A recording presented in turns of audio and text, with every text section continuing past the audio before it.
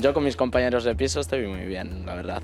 Escoitar estas palabras é case un milagre. Se xa atopar un piso para vivir é complicado, a maioría pasan pola segunda odisea de encontrar o compañeiro de piso ideal. Un problema de cada vez máis xente é que a idade media dos que comparten vivenda subiu ata os 31 anos. O día a día está cheo de posibles conflitos, pero hai un que se repite bastante, o da limpeza. É que en xeral non soportamos... Que no se preocupe por las condiciones del piso en general, que lo deje todo hecho un asco y cosas así.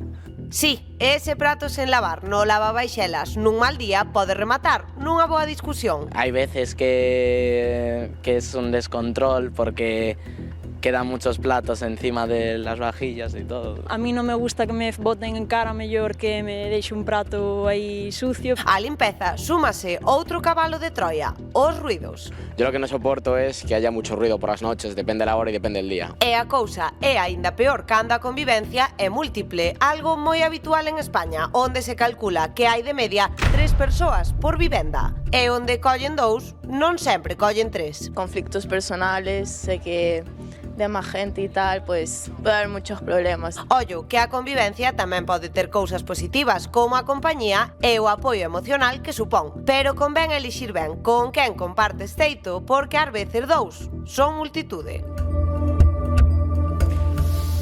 Sí, o malo cando se convive por obrigación porque os cartos non dan. O certo é que, como víamos, atopar o compañeiro de piso perfecto non é doado. Agora a tecnoloxía trata de facilitar esa tarefa, non, Alba? Pois é como o Tinder, pero pois para atopar compañeiros de piso. O obxectivo, pois atopar a alguén co que poder convivir. Daniela, moi bo día, que sexa o máis afín a ti posible, non? Sí, así es. Estamos buscando que la persona que conviva contigo pues se adecue a tus hábitos, que evitar esas situaciones incómodas, porque al final buscamos un lugar donde sentirte en paz cuando llegues del trabajo, que vienes agobiado y quieres sentirte en paz, pues buscamos la persona adecuada que te haga menos esa tranquilidad. Claro que xa de por sí, Selenia, tamén moi bo día para ti, compartir piso é complicado, xa se nos atopamos, por exemplo, situacións como esa. Claro, na aplicación imos poder filtrar todo este tipo de cousas, non? Sí, na aplicación podes poñer, hai un filtro por hábitos e podes poñer os teus hábitos para poder encontrar unha persona que sea compatible. Tamén pretendemos que despois de convivir podas poñerlle unha reseña á persona con quen convives, porque así evitas que outras persoas volvan a caer co mesmo compañeiro.